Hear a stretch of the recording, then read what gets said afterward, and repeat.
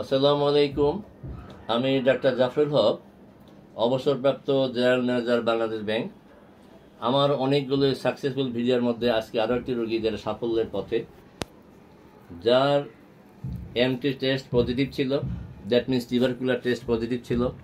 একটু দেখাই, সেই রিপোর্ট ছিল 26/7, মোবাইল দেখো, 26/7/2025-এ ওনার এমটি টেস্ট ছিল 18 mm, রেজাল্ট ছিল পজিটিভ। এবং গতকাল 16 আগস্ট 2025 ওনার এমটি টেস্ট করা হয়, টেস্টের রেজাল্ট আসে 2 mm, অর্থাৎ নেগেটিভ রেজাল্ট। তো আল্লাহর কাছে কোটি কোটি শুকরিয়া যে আমার এই প্রথম এমটি টেস্টে সফল হয়েছে। আমার অনেক ক্যান্সার রোগী ভালো হয়েছে, অনেক brain stroke, liver cyst, kidney cyst ভালো হয়েছে, কিন্তু আজকে এইটাই আমার প্রথম পেশেন্ট যিনি এমটি টেস্ট নেগেটিভ হয়েছে।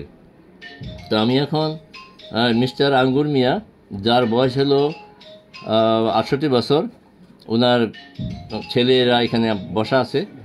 আমার কাছে আসার আগে তার সারাক্ষণ জ্বর থাকতো এবং অনেক কষ্ট হইতো ওনার।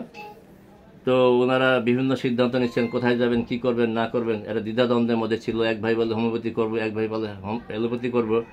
6 ভাই পরে একসঙ্গে সিদ্ধান্ত নেয় যে ঠিক আছে, অ্যালোপ্যাথি তো আসেই সবসময়, একটু হোমিওপ্যাথি করে দেখি।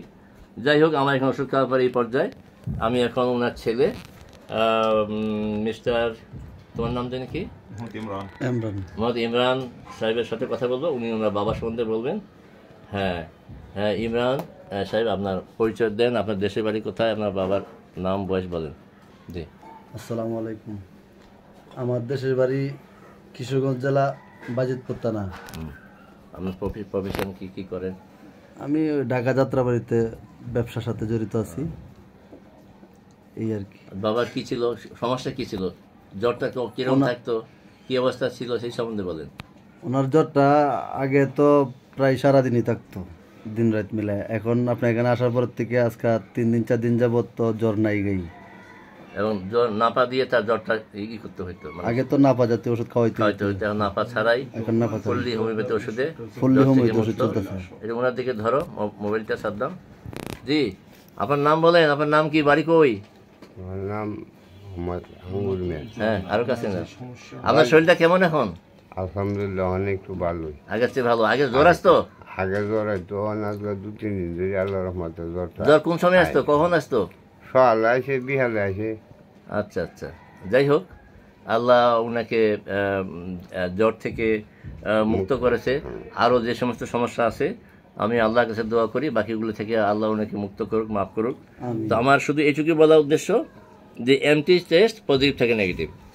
আরও কিছু সমস্যা আছে, যে সমস্যাগুলো চিকিৎসা চলতেছে, যখন ওটা আল্লাহ মাফ করবে তখন সেটার উপরে যদি আল্লাহ তৌফিক দেয় তা আমি উপস্থাপন করব।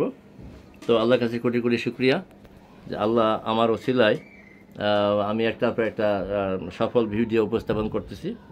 তো আমার অনেক রোগী বসা আছে, আমি আর সময় না নিয়ে এখানে শেষ করছি। আসসালামু আলাইকুম ওয়া রাহমাতুল্লাহি ওয়া বারাকাতুহু।